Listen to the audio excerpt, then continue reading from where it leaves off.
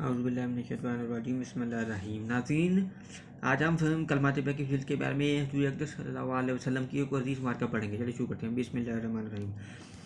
حضرت ابو ہریرہ رضی اللہ عنہ نے ایک مرتبہ حضور اقدس صلی اللہ علیہ وسلم سے دریافت کیا کہ آپ صلی اللہ علیہ وسلم کی شفاعت کا سب سے زیادہ نفع اٹھانے والا قیامت کے دن کون شخص ہوگا؟ حضور اقدس صلی اللہ علیہ وسلم نے ارشاد فرمایا کہ مجھے حدیث پر تمہاری حرص دیکھ کر یہی گمان تھا کہ اس بات کو تم سے پہلے کوئی دوسرا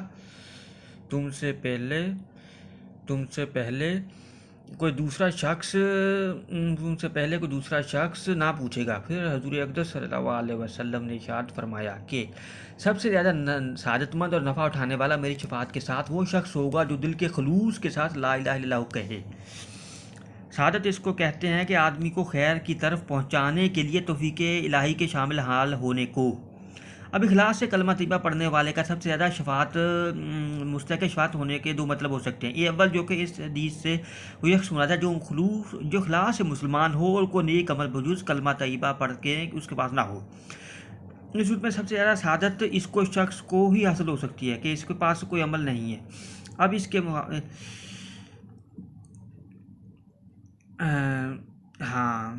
یہ حدیث جن حدیث کے قریبی ہوگی جن میں ارشاد ہے کہ میری شفاعت میری امت کے کبیرہ گناہوں والوں کے لیے ہے کہ وہ اپنے اعمال کی وجہ سے جہنم میں ڈالے جائیں گے، لیکن کلمہ طیبہ کی برکت سے حضور اقدس صلی اللہ علیہ وسلم کی شفاعت ان کو نصیب ہوگی۔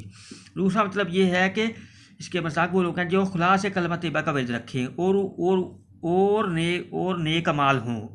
ان کے سب سے زیادہ سعادت مند ہونے کا مطلب یہ ہے کہ زیادہ نفع وسلم کی شفاعت سے ان کو پہنچے گا کہ ترقی درجات کا سبب بنے گی۔ علامہ عینی نے لکھا ہے کہ حضور اقدس صلی اللہ علیہ وسلم کی شفاعت قیامت کے دن 6 طریقہ سے ہوگی۔ اول، میدان حشر کی قید سے خلاصی کے حشر میں ساری مخلوق طرح طرح کے مسائل مبتلا ہو، پریشان ہو، حل ہوگی۔ یہ کہتی ہوگی کہ ہم کو جہنم میں ڈال دیا جائے مگر ان مصائب سے تو خلاصی ہو۔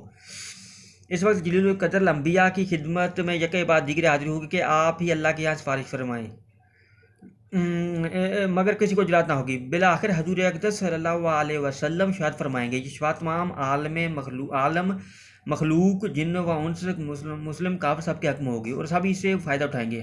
حدیث میں ان کا قصہ مذکور ہے۔ دوسری شفاعت بعض کفار کے حق میں تخفیف عذاب کی ہوگی، جیسا کہ ابو طالب کے بارے میں حدیث وارد ہے۔ اس شفاعت بعض مومنوں کو جہنم سے نکالنے کے بارے میں ہوگی جو اس میں داخل ہو چکے ہوں گے۔ نمبر 4، چوتھی شفاعت بعض مومن اپنے بدعمالیوں کی وجہ سے جہنم میں داخل ہونے کے مستحق ہو چکے ہیں، ان کو جہنم سے معافی اور جہنم میں نہ داخل ہونے کے بارے میں ہوگی۔ نمبر 5، پانچویں شفاعت غیر مومنین کے بغیر حساب کتاب جنت میں داخل ہونے کی ہوگی۔ نمبر 6، چھٹی شفاعت مومنین کے درجات بلند ہونے کے بارے میں ہوگی۔